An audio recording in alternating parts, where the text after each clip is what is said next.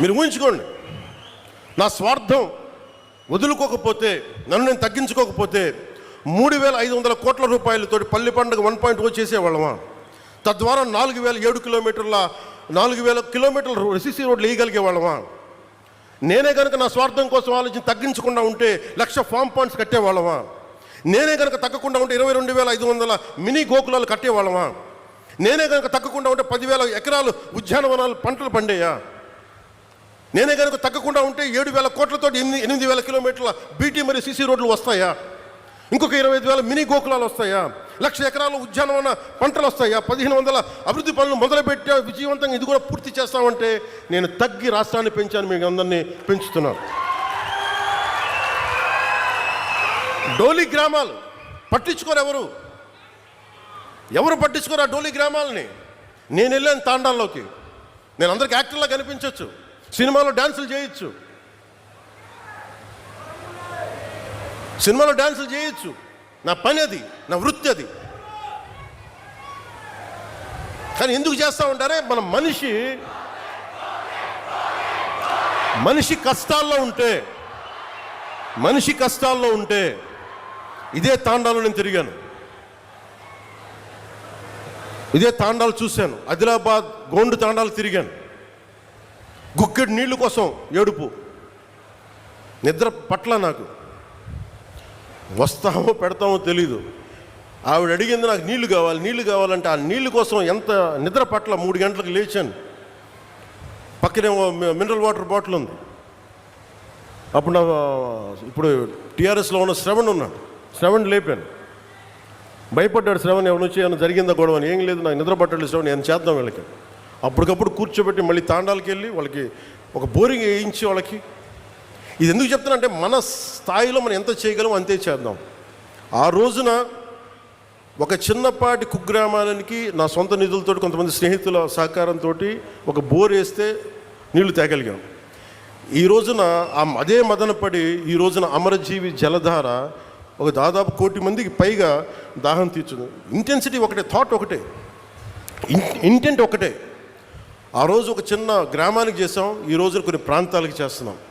So దీన్ని బట్టి మీరు అర్థం చేసుకోండి, మనసు మారలేదు ఎప్పుడు. అలాగే ఈ తీసుకున్న కాంట్రాక్టర్స్ ఎవరో కూడా నాకు తెలియదు, వారికి కూడా నా విన్నపం సభాముఖంగా, ప్రధానమంత్రి గారు, జలశక్తి మినిస్టర్ ఆర్ఆర్ పాటిల్ గారి ద్వారా వారు కొన్ని విషయాలు తెలియజేశారు, మీ దృష్టి కూడా తీసుకురావాలి. గతంలో ఏం చేశారు వీళ్ళంటే, జల్ జీవన్ మిషన్ డబ్బులో ఎంత డబ్బు ఉండిందంటే, జల్ జీవన్ మిషన్లో హర్ ఘర్ జల్, ప్రతి ఇంటికి రక్షిత మంచినీరు ఇవ్వాలంటే ఏం చేయాలి? వీళ్ళు ఏం చేస్తారు, మేము అన్నిటికీ 24 లక్షలు ట్యాప్లు ఇచ్చారు. ఎలా ఇచ్చారు? ప్లాస్టిక్ పైపులు ట్యాప్లు కొని వేసారు, నీళ్ళు ఇవ్వలేదు వాళ్ళకి. నీళ్ళు ఎక్కడి నుంచి పట్టుకొస్తారు? లేవు. అసలు ఎక్కడ కూడా మేము ఇన్ని వేల కోట్లు ఇస్తామంటే, కేంద్ర ప్రభుత్వం చాలా గొప్పగా ఉంటాయి వాళ్ళ ఆలోచనలు.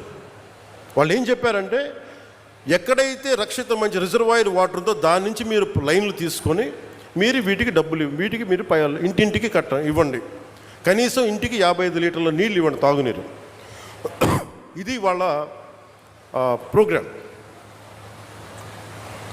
కానీ వాళ్ళు ఏం చేశారంటే, కొన్ని గ్రామాల్లో కొన్ని చోట్ల పైపులే కదా, మేము ఇంటికి ఇంత ఇచ్చేసామని చెప్పి పైపులు ఇచ్చేశారు, నీళ్లు కనెక్షన్ లేవు, అర్రాకొరగా వదిలేశారు. దాదాపు ఎంత శాతం దుర్వినియోగం అయిపోయిందని మీకు చెప్పలేండి, మీకు కడుపు మండిపోతుంది. ఇవన్నీ చూసి ప్రధానమంత్రి గారి దగ్గర నుంచి ఏమొచ్చిందంటే, జలశక్తి మినిస్టర్ నుంచి, మేము ఎందుకు కంటిన్యూ చేయాలి ఇది? మేము ప్రజల కోసం మేము డబ్బు ఇస్తుంటే ఇలాగ అడ్డగోలుగా మీరు నిర్లక్ష్యంగా చేస్తే మేము ఎందుకు ఇవ్వాలి డబ్బులు? వాళ్ళని కన్విన్స్ చేయడానికి పట్టింది. ఇందాక శ్రీనివాస్ వర్మ గారు చెప్తున్నారు, తపన పడుతున్నారంటే, మీరు డబ్బులు ఇస్తే మళ్ళీ మీరేం చేస్తారో, తినేస్తారేమో. వాళ్ళని కన్విన్స్ చేయడానికి నేను చెయ్యని ప్రయత్నం లేదు.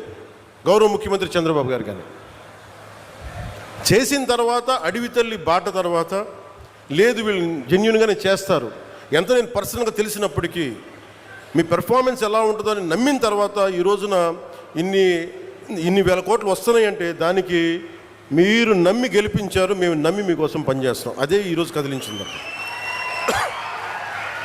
1005 కోట్లతోటి 625 గిరిజన గ్రామాలకి 1069 కిలోమీటర్ల శ్రీకారం చుట్టాం. ఇవన్నీ చెప్పిన తర్వాత ఎవరి డ్యూ రికగ్నిషన్ వాళ్ళకి ఇచ్చాం. ప్రధానమంత్రి గారి సహకారం లేకపోతే ఈరోజు మేమేం చేయలేం. అలాగే ఒకవైపు చంద్రబాబు నాయుడు గారి అనుభవం, ముఖ్యంగా ఆయన ఫినాన్షియల్ అండర్స్టాండింగ్, ఆర్థిక దుస్థితిని ఎలా సరిచెయ్యాలి, ఆయనది అపారమైన అనుభవం. ఆ అపారమైన అనుభవం వల్లే ఉన్న తక్కువ వనరుల్ని ఎంత ఇంపాక్ట్ఫుల్గా, ఎంత ఎఫెక్టివ్గా వాడాలి అనేది వారి అనుభవం చాలా చాలా చాలా పనిచేస్తుంది. నేను ఏ ఆశయం కోసమైతే 3 పార్టీలు కలవాలనుకున్నానో దానికి ఈరోజు మన ప్రాజెక్టే నిదర్శనం. ఈరోజు ఈ అమరజీవి జలధార దానికి అదే నిదర్శనం. ఈరోజు మనం ఎక్కడ చూపించలా, మనం ఎక్కడా కూడా నిలబడ్డాం, మనం ఎక్కడ కూర్చోబెట్టి కాంప్లసెంట్ యాటిట్యూడ్గా ఎక్కడ చూపించలేదు, మనం ఎక్కడ భయపడం. అలాగే కాంట్రాక్టర్స్ కూడా చెప్తా ఉన్నాను, అధికార యంత్రాంగానికి కూడా మీ సమక్షంలో సూచిస్తున్నాను, రోడ్లు వేసేటప్పుడు కానీ నాణ్యత లోపించిన, అలాగే రేపొద్దున జేజేఎం వర్క్స్లో అమరజీవి జలధార చేసేటప్పుడు నాణ్యత లోపించిన దీని మీద చాలా స్ట్రిక్ట్ అండ్ స్ట్రింజెంట్ పనిష్మెంట్ ఉంటుంది. ఎంత పెద్ద మనసుతోటి అడగకుండా, నాకు ఎవరో కూడా కాంట్రాక్టర్స్ తెలియదు, నాకు వాట్ ఎవర్ ద ప్రాసెస్ మీరు చేసుకున్న సంబంధం లేదు, కానీ నాకు మటుకు క్వాలిటీ పైప్ లేయింగ్ కావాలి, క్వాలిటీ రోడ్లు కావాలి. ఇది చాలా క్లియర్ కట్ ఇన్స్ట్రక్షన్స్ ఇస్తున్నాను పంచాయతీరాజ్ శాఖ ఉన్నతాధికారులందరికీ. ఎక్కడ కూడా మేము కల్పించుకోం. ప్రజలు ఏదైనా రోడ్లు బాగలేదని మీ దృష్టికి పట్టుకొస్తే పైపులు కానీ దయచేసి దాన్ని కరెక్ట్ చేయండి. అలాగే ఈ రోడ్లు వేసే పరిస్థితుల్లో మీరు 27కి మనం ఇవన్నీ చేస్తూ ఉన్నాం, గోల్ కోసం చేస్తున్నాం. దీంట్లో మీరు కొంత సహకారం ఇవ్వాలి.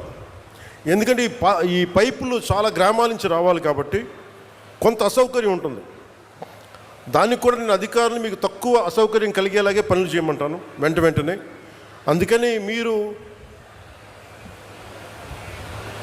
మీ చిన్నపాటి రోడ్లు ఏదైనా ఇబ్బంది ఉంటే ఈ ఎక్స్కవేషన్ వల్ల, ఈ పైపుల కోసం భూమి తవ్వకాల వల్ల కొంచెం ఇబ్బంది ఉంటే మనస్ఫూర్తిగా, ఇది మన భవిష్యత్తు కోసం చేస్తున్న కార్యక్రమం కాబట్టి మీ అందరూ మనస్ఫూర్తిగా మమ్మల్ని సహకరించామని మనస్ఫూర్తిగా కోరుకుంటున్నాను. అలాగే మన రాజోలు వెళ్తే శివాలయానికి నేను చేయమన్నాను. సో మన కోనసీమ కాబట్టి చెప్తే, మన పక్కనున్న కోనసీమకి చెప్తామని మళ్ళీ ఇదే సమక్షంలో ఖచ్చితంగా వారికి, కోనసీమ రైతాంగానికి కూడా మేము అండగా నిన్న మీటింగ్లో పెట్టాం. అలాగే మీకు సంబంధించి ఆ శివాలయానికి కూడా నిధులు ఏర్పాటు చేస్తాం. అంటే మన మనసు ఎంత మంచిది అంటే, తెలుగు వాళ్ళ ఐక్యత, తెలుగు వాళ్ళ మనసు. నేను మొన్న కొండగట్టు ఆంజనేయ స్వామి నాకు అపారమైన నమ్మకం. తెలంగాణలో ఉన్న కరీంనగర్ కొండగట్టు ఆంజనేయ స్వామి మీద ఆయన నాకు పునర్జన్మనిచ్చిన వ్యక్తి. ఆయనకి అక్కడ దర్శనానికి వెళ్తే వారు అడిగింది, నాకు అక్కడ ఉన్న భక్తులు కానీ ఆలయ నిర్వాహకులు అందరూ అడిగింది, ఆంజనేయ స్వామి ఆలయంలో భక్తుల సౌకర్యార్థం 2000 మందికి సరిపడా దీక్ష విరమణ మండపం కావాలి. అక్కడ దీక్ష విరమించి వాళ్ళు టీటీడీకి వెళ్తారు, తిరుపతి దర్శనానికి వెళ్తారు, మీరు కొంత సహకారం ఇవ్వండి అంటే చాలా వెంటనే తీసుకున్నాను. దానికి వచ్చిన తర్వాత దాన్ని పర్స్యూ చేసిన తర్వాత ఈ రోజున గత 2 రోజుల క్రితం 96 గదుల సత్ర నిర్మాణానికి 35.19 కోట్ల 19 లక్షల వ్యయంతో టీటీడీ బోర్డు ఆమోదం తెలిపింది. దీనికి గౌరవ ముఖ్యమంత్రి శ్రీ నారా చంద్రబాబు నాయుడు గారికి, TTD chairman Shri BR Naidu గారికి, పాలక మండలి సభ్యులకి, అధికారులకి, అలాగే TTD executive officer Shri Anil Kumar Singhal గారికి, అడిషనల్ ఈవో శ్రీ వెంకయ్య చౌదరి గారికి, joint executive officer Shri Veerabrahmam గారికి, అలాగే ఈ ప్రాసెస్లో ఉన్న నిలబడే టీటీడీ బోర్డు సభ్యులందరికీ, ప్రతి ఒక్కరికి, పాలనా మండలందరికీ పేరు పేరున నా మనస్ఫూర్తిగా నా హృదయపూర్వక ధన్యవాదాలు తెలియజేసుకున్నాను. అలాగే తెలంగాణలో ఉన్న భక్తులందరికీ కూడా మీరు దీక్ష విరమణ చేసిన తర్వాత తిరుమలకు వెళ్ళి వెంకటేశ్వర ఆలయం మీ దర్శనం మరింత సౌకర్యార్థంగా ఉండాలి మనస్ఫూర్తిగా కోరుకుంటూ. ఎందుకు అంటే ఇంకొకటి, కొంతమంది సామాజిక మాధ్యమాల్లో ఆంధ్ర డబ్బు మీకెందుకురా అని చెప్పి మాట్లాడుతూ ఉన్నారు. అది చాలా తప్పది. హైందవ ధర్మం ఎక్కడున్నా, భారతదేశం ఎక్కడున్నా, అది ఆంధ్ర ఇలా ప్రాంతీయతలు పట్టుకురాకండి. హైందవ ధర్మం ఎక్కడున్నా హైందవ ధర్మాన్ని కాపాడుకుంటుంది. అందుకని దయచేసి ఈ సూడో సెక్యులరిస్ట్ యాటిట్యూడ్ తోటో ఇలాంటి వితండవాదాలతోటి మీరు ఇంకా చెడగొట్టకండి. ప్రాంతాలతోటి, ప్రాంతీయతలతోటి, కులాలతోటి, భాషలతోటి ఇంకా దేశాన్ని నాశనం చేసి కూర్చోబెట్టారు. ఇంకా చాలు ఇలాంటి పిచ్చి మాటలను, ఇలాంటి వాదనలు ఆపి కొంచెం కన్స్ట్రక్టివ్గా ఆలోచించండి దయచేసి అందరూ. అలా మీ అందరికి కూడా ప్రత్యేకించి ధన్యవాదాలు తెలుపుకుంటూ, నాకున్న కోరిక ఒకటే, నేను పదే పదే ఈ కూటమి స్థిరత్వం కోరుకుంటున్నాను. ఈ కూటమి స్థిరత్వం, నేను చాలా బలంగా ఉంటాను. పోలీసు కూడా నిన్న అధికారి సీఎం గారు కూడా చాలా సెలవు ఇచ్చారు. మీకు ప్రజలకి కష్టం కలిగితే ఏది కూడా సహించం. అలాగే మీరు కూడా ముఖ్యంగా యువతకి, నిన్న ఎస్పీ కాన్ఫరెన్స్లో లా అండ్ ఆర్డర్ టైంలో మీ గురించి ఒకటి వచ్చింది. ముఖ్యంగా బైకులు వెళ్ళే యువతకి 60% యాక్సిడెంట్స్, 100% యాక్సిడెంట్లో 60 నుంచి 70% బైక్స్ వల్లే జరుగుతున్నాయని. మీకు తల్లిదండ్రులు బైకులు ఇచ్చింది, మీరు జాగ్రత్తగా వెళ్ళాలండి. దయచేసి నేను మీ అందరికీ గెడ్డం పట్టుకొని మరీ బతులాడుతాను. దయచేసి క్షేమంగా వెళ్ళండి ఇంటికి. పోతే ప్రాణాలు తిరిగి రావు. మీరు బాగుండాలని కదా మేము చేసేది. అందుకని అలాగే మా ఆడపడుచులకి, మా అక్క చెల్లెళ్ళకి, యువతులకి మీ గురించి ప్రత్యేకంగా మీకు ఎప్పుడు అండగా ఉంటాం. మీ కాళ్ళ మీద నిలబడగలిగేలా ఎంఎస్ఎంఈ పాక్స్ ఇవన్నీ వస్తూ ఉన్నాయి.